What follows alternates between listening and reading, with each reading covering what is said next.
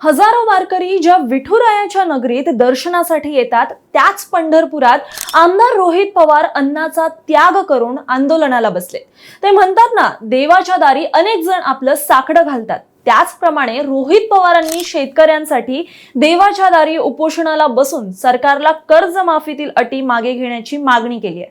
आज त्यांच्या या अन्नत्याग आंदोलनाचा दुसरा दिवस असून नेमक्या त्यांच्या मागण्या काय आहेत, सरकार काय पाऊल उचलणार आणि हे आंदोलन कधीपर्यंत सुरू राहणार, हे सर्व काही जाणून घेणार आहोत या व्हिडिओच्या माध्यमातून।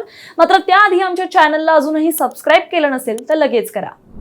काही दिवसांपूर्वीच सरकारने शेतकऱ्यांसाठी कर्जमाफीची घोषणा केली, ज्यामुळे शेतकरी हे अनेक खुश होते। पण अचानक दुसऱ्या दिवशी लाडकी बहीण योजनेप्रमाणेच या कर्जमाफीत देखील सरकारकडून अटी घालण्यात आल्यात, ज्यामुळे शेतकऱ्यांमध्ये आता नाराजी दिसून आली आहे। याच पार्श्वभूमीवर राष्ट्रवादी शरद पवार गटाचे आमदार रोहित पवार यांनी पंढरपूरमध्ये अन्नत्याग आंदोलन सुरू केले।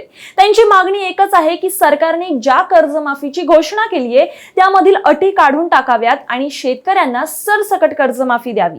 रोहित पवारांचं म्हणणं आहे की कागदावर कर्जमाफी जाहीर झाली तरी अटी इतक्या आहेत की अनेक शेतकरी त्यांचा लाभच घेऊ शकणार नाहीयेत। त्यामुळे ही कर्जमाफी खऱ्या अर्थाने शेतकऱ्यांपर्यंत पोहोचणार का, हाच मोठा प्रश्न आहे। पाहूयात ते नेमकं काय म्हणाले। 2019 जी कर्जमाफी झाली होती महात्मा फुलेंच्या नावाने, त्या योजनेला तुम्ही जे आत्ताची योजना पुण्यश्लोक अहिल्यादेवी होळकरांच्या नावाने जी आणलेली आहे, त्या दोघांना जे लिंक केलेलं आहे ते लिंक तुम्ही करू नका। ते लिंक केल्यामुळे बऱ्याच अडचणी उद्भवत आहेत। कारण का त्या योजनेतून 2019च्या योजनेतून 48 लाख शेतकऱ्यांनी फायदा घेतला होता। मग या योजनेत त्या 48 लाख शेतकऱ्यांवर अन्याय होऊ शकतो आणि होणारच आहे। आणि 50,000ची कर्जमाफीमध्ये तुम्ही चेष्टा करताय का? त्यामुळे 50,000ची कर्जमाफी नको, 50,000ची अट काढा, 2019ची अट काढा, ओटीएस मधून सुद्धा काढा आणि कर्जमाफीतून सुद्धा काढा आणि सरसकट 2 लाखापर्यंत कर्जमाफी तुम्ही करा।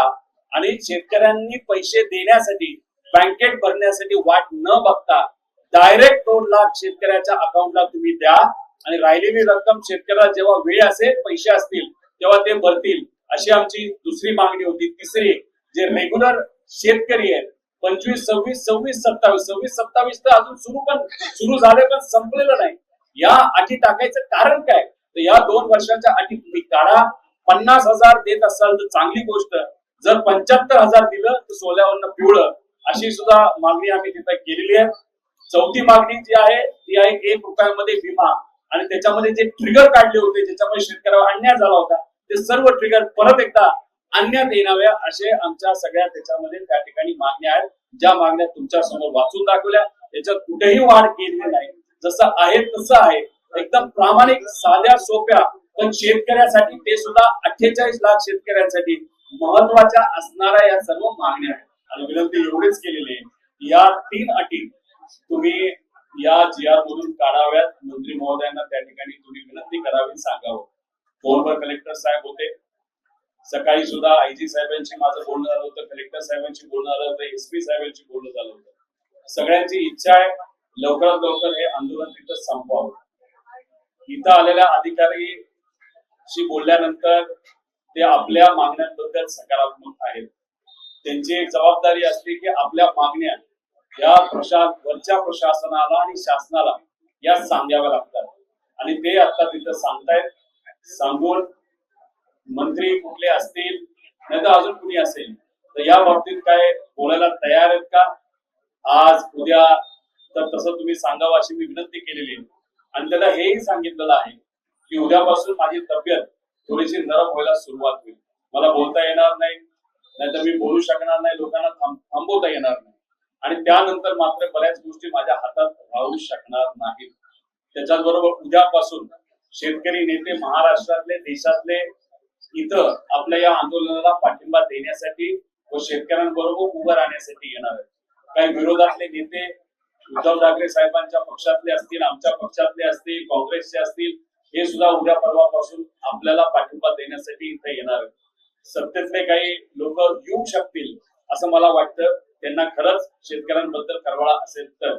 त्यामुळे उद्या परवा नंतर इथं मोठे मोठे लोक तुम्हाला सपोर्ट करण्यासाठी येतील, आणि मग ते आल्यानंतर, आणि जर समजा आमच्यातल्या एका तरी व्यक्तीची तब्येतीला जर काही अडचण आली तर मग लोक आमच्या ताब्यात राहणार नाही, आमचं ऐकणार नाही.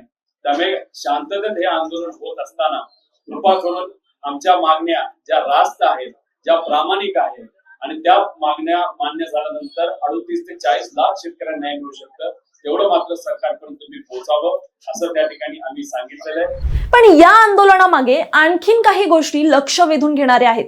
जर आपण नीट पाहिलं तर गेल्या काही महिन्यांपासून रोहित पवार हे काँग्रेसच्या नेत्यांबरोबर जास्त दिसून येत आहेत, ज्यात काँग्रेस प्रदेशाध्यक्ष हर्षवर्धन सपकाळ यांच्यासोबत त्यांची भेट देखील झाली होती. आता यावरून अनेक संकेत मिळत आहेत की रोहित पवार येत्या काळात काँग्रेसमध्ये जाण्याची दाट शक्यता आहे. इतकंच नाही तर राष्ट्रवादी शरद पवार पक्षच काँग्रेसमध्ये विलीन होण्याच्या चर्चा देखील सुरू झाल्यात. अर्थात याबाबत कोणतीही अधिकृत माहिती अजून मिळाली नाहीये, पण राजकीय वर्तुळात या चर्चा जोरदार सुरू झाल्यात. दुसरीकडे या सगळ्यात शेतकऱ्यांची परिस्थिती काही लपून राहिलेली नाहीये. पाऊस वेळेवर नसल्याने, मागच्या पिकाला चांगला भाव मिळत नसल्याने, खर्च वाढल्याने हातात पैसे नाहीयेत, ज्यामुळे अनेक शेतकरी अडचणीत आहेत. अशा वेळी कर्जमाफीची घोषणा झाली खरी, पण त्यात अटी असल्यामुळे जितके शेतकरी नेते आहेत ते सरकारच्या या कर्जमाफीवर खुश नाहीयेत. इकडे राजू शेट्टी पण म्हणतायत की सगळ्यांची कर्जमाफी झालीच पाहिजे आणि उभाटा म्हणजेच उद्धव ठाकरेंच्या पक्षाकडून देखील सरसकट कर्जमाफी करा अशा मागण्या होत आहेत, कारण त्यांच्या काळात देखील त्यांनी सरसकट शेतकऱ्यांना कर्जमाफी दिली होती. याच दरम्यान भाजप आमदार गोपीचंद पडळकर यांनी रोहित पवारांवर जोरदार टीका केली आहे. त्यांनी हे आंदोलन सगळं नाटक असल्याचा आरोप केलाय. एवढंच नाही तर जोपर्यंत शेतकऱ्यांना पूर्ण न्याय मिळत नाही तोपर्यंत रोहित पवारांनी आपलं उपोषण सुरूच ठेवावं असं आवाहन देखील त्यांनी दिलंय. त्यामुळे या आंदोलनाला आता राजकीय रंगत देखील चढताना दिसते. मात्र पुढे आता सरकार रोहित पवारांच्या मागण्यांकडे लक्ष देणार का, कर्जमाफीच्या अटी बदलणार का मग हे अन्न त्याग आंदोलन असंच सुरू राहणार? आणि सर्वात महत्त्वाचं म्हणजे रोहित पवारांच्या राजकीय वाटचालीत काही मोठा बदल दिसणार का हे पाहणं महत्त्वाचं ठरणार आहे. तुम्हाला या सगळ्याबाबत काय वाटतं? रोहित पवार काँग्रेसमध्ये जाणार का? याबद्दल काय वाटतं? तुमचं मत आम्हाला कमेंटमध्ये नक्की सांगा.